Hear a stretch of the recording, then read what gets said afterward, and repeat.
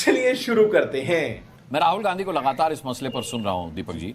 राहुल गांधी बहुत आगाह करने की स्थिति में है कि भाई देखना वो कहां दबाएगा, देखना वो कैसे दबाएगा, और साफ तौर पर उनका कहना है कि ट्रंप हमारी छाती पर चढ़ाया है और मोदी जी उसका सामना नहीं कर पा रहे हैं। बात यह है कि ये भारत का अपमान है, नरेंद्र मोदी जी का अपमान नहीं है। मुझे भारत के प्रधानमंत्री का अपमान है, भारतीय जनता का अपमान है, देशवासियों का अपमान है। हमें क्या लेना देना उस चाचा चौधरी ट्रंप से? भाई कौन है ट्रंप? हमें नहीं कहना है कि भाई ट्रंप को मारो, ट्रंप हमें क्यों।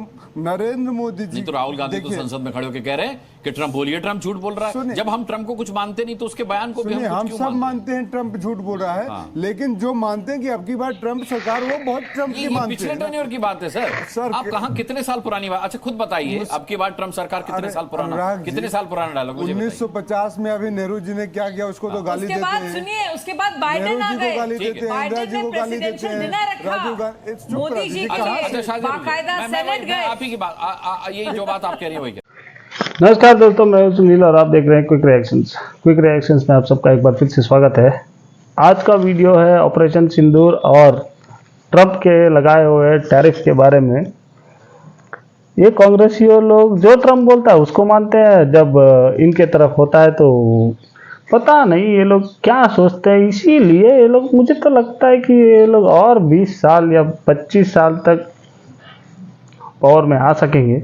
जैसा इनका सोच है, जैसा ये लोग जा रहे हैं और जैसे ये लोग बात करते हैं, लोगों से जुड़ने का कोशिश करते हैं, मुझे नहीं लगता कि पास नज़दीक में ये लोग पावर में आ पाएंगे। देखिए इनके प्रवक्ता क्या बताते हैं। चलिए वीडियो देखते हैं और मजे लेते हैं।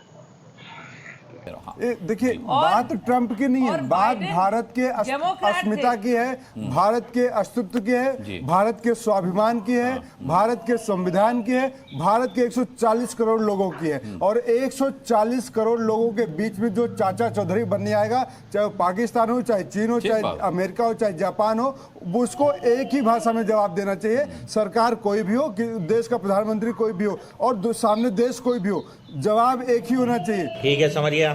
शत्रु छोटा या बड़ा नहीं होता। पाकिस्तान को जैसे आप ट्रीट करिए वैसे अमेरिका को ट्रीट करिए, लेकिन ये व्यापारिक रिश्ते हैं। व्यापार हमारे देश के, हमारे जो लोग यहाँ से एक्सपोर्ट करते हैं, उनके हितों का भी आपको ध्यान में रखना पड़ेगा। यहाँ से जो सामान जा रहा है, जो आ रहा है, उसका भी आपको हित में रखना पड़ेगा। लेकिन एक तरफा नहीं चलेगा। ट्रंप ने 30-32 बार से अधिक बोल दिया है, बात उसकी है। हम चुपचाप मौन खड़े हैं। ये हमारी ताकत है या हमारी कमजोरी है? देश की जनता जानना चाहती है कि नरेंद्र मोदी जी का आखिर वो दोस्त इतना नालायक कैसे होगा, इतना बेवफा कैसे होगा कि 32 बार आ रहा है? या कि ट्रंप की मानसिक स्थिति खराब हो चुकी है, या ट्रंप का लोहा पूरी दुनिया मान चुकी है? दो में से एक बात तो है। ये तो साफ जाहिर है। आपने दो ऑप्शन रखे, उसमें से ए सही आंसर है। तो मैं वही कह रहा हूँ, ट्रंप की मानसिक स्थिति खराब हो चुकी है, सीधी सी बात है। जिस तरीके की बातें वो कर रहा है, तो ट्रंप की अगर मानसिक स्थिति खराब हो चुकी है तो भी दुनिया के लिए कहते हैं ना, पागल आती है तो दौड़ता तो 2-4 को लपेट ही लेता है।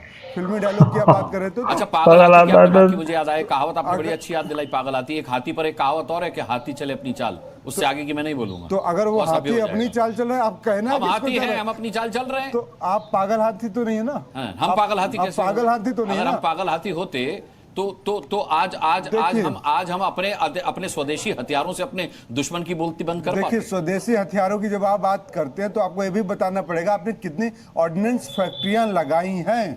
आप एक गाली तो फिर मुझे ये भी बताना पड़ेगा, फिर मुझे ये भी बताना पड़ेगा कि 2014 से पहले संसद भवन में तब के रक्षा मंत्री ने ये रोना रोया था कि हमारे पास इतने पैसे नहीं है कि हम हथियार खरीद पाए। ये भी बताना पड़ेगा। देखिए, फिर आपको ये भी बताना पड़ेगा कि जब आज आप भारत दुनिया में चौथी अर्थव्यवस्था बन चुके हैं, फिर भी एक आदमी आगे आता है, आपको 32 बार आंख दिखा के चला जाता है। अभी तो आपने कहा वो आदमी मानसिक रूप से मैं ठीक नहीं उसकी है। बात नहीं कर। अभी विवेक श्रीवास्तव ने कहा हमें डोनाल्ड ट्रंप से क्या लेना देना। अब फिर उस आदमी को जिससे हमें कोई लेना देना नहीं, जो जिसका मानसिक संतुलन खो चुका है, उसको आप आइडियल क्यों बना रहे हैं? इसे पार्टी की मीटिंग समझ के फंस गया। अनुराग जी, आप उसको क्यों भाजपा का चाचा बना रहे हैं? हमने कहा भाजपा का चाचा बनाया, आप इतना क्यों बचा रहे हैं? हमने तो उसे कांग्रेस का ताऊ भाजपा का चाचा कुछ नहीं बनाना। आप सवाल कर लिए, जवाब सुनिए। बात यह है कि एक साधे सब सधे, सब साधे सब जाए। भारत की जो इस समय विदेश नीति है, सबके गले लगने से कुछ नहीं होता। पूरी दुनिया आपके गले पड़ गई है, पूरी दुनिया में आप अलग थलग खड़े हो चुके हैं। रूस भी जब आप ऑपरेशन सिंदूर की बात करते नहीं, तो ऐसा रूस नहीं, पाकिस्तान ऐसा के नहीं, साथ नहीं, नहीं, जाके भाई ट्रेड साहब, डील कर रहा था। तो आइंस्टाइन बात ना यह है कि बोलिए। हमारा एक दोस्त इतना था, ओलफोल ना रूस बकिए भाई पे साहब। पूरे भारत को, पूरे भारतवासियों को यकीन था, लेकिन आज उसके साथ भी रिश्ता डगमगाया है। उसके हालात, उसके कारण क्या है? शाजिया का जवाब इस पर दीपक झा पॉलिटिकल हो जाएगा। अनंत विजय का भी आप बायस्ड मानते जवाब कि भाई वो वरिष्ठ पत्रकार हैं, पत्रकारों का आकलन हम नहीं मानते, लेकिन इससे बेहतर कोई नहीं हो सकता कि मैं इस बात का जवाब दीपक वोरा साहब से लूं। दीपक वोरा साहब, क्या दीपक झा ठीक कह रहे हैं? आपने जिस बात पर डिनाई किया कि आज पूरे अलग थलग पड़ चुके हैं हम पूरी दुनिया में, रूस भी जो है वो डील कर रहा है पाकिस्तान के साथ, अमेरिका भी डील कर रहा है पाकिस्तान के साथ, भारत को क्या मिला? गलबैयां डालने से कुछ हासिल नहीं हुआ, बल्कि सब हमारे गले पड़े हुए हैं आज की तारीख में पूरी दुनिया के देश। मुझे नहीं मालूम कौन सी कूटनीति इन्होंने पढ़ी है या सीखी है। मुझे 52 साल हो गए हैं sir, I have no idea. मैं इतना बता देता हूँ, जब ऑपरेशन सिंदूर के बाद जब जंग चल रहा था, चीन उस समय पाकिस्तान की मदद कर रहा था, लेकिन हमारे साथ भी बात कर रहा था कि हम रिश्ते नॉर्मल करना चाहते। वो क्यों कर रहा था? वो पाकिस्तान की हार थी या चीन की हार थी? रूस हमसे बात कर रहा है, इसका ये मतलब नहीं है कि वो पाकिस्तान से बात नहीं करेगा। चाणक्य ने क्या कहा था कि मेरे दुश्मन का दुश्मन मेरा दोस्त है। उसने ये कहीं नहीं कहा कि मेरे दोस्त का दुश्मन जरूरी है कि वो मेरा दुश्मन भी है। अगर मेरे संबंध रूस के साथ है तो रूस यूक्रेन के सब मुझे खत्म करने नहीं दीजिएगा सर, मैंने इंटरप्ट नहीं किया था। मेरे को ये कहने दीजिए, हमारे संबंध रूस के साथ वो आपस में भिड़ रहे हैं। सोवियत संघ के टाइम में सोवियत संघ के साथ है, आज रूस के साथ है, अमेरिका के साथ भी है, फ्रांस के साथ भी है, ब्रिटेन के साथ भी है, सभी देशों के साथ हमारे संबंध रहते हैं सर। ये ताकत है भारत की कूटनीति की। हमारा दुश्मन जो है, अगर अपने आप को कह दे मैं भारत का दुश्मन हूं, हम किसी को जान के अपना दुश्मन नहीं बनाते। क्या बात है सर, क्या बात है सर। चाणक्य कोई बहुत कोट करे थे, तो चाणक्य ने भी ये भी कहा है, दीर्घ सूत्री विनश्यति, ज्यादा सोचना नहीं चाहिए, ज्यादा चिंता नहीं करना चाहिए अपने दोस्तों के बारे में कि आपका दोस्त कौन है और दुश्मन कौन है, आपको पता होना चाहिए। और दूसरी बात, आप 52 सालों की डिप्लोमेसी कहते हैं, आपका सम्मान है, स्वागत है, तो क्या आप बताइए कि 52 सालों में आप 42 साल डिप्लोमेसी भारत की कूटनीति फेल थे, या आप अभी पिछले 10 सालों की बात करते? तो कृपया ऐसा दोहरा चरित्र, दोहरा मापदंड आप ना अपनाएं।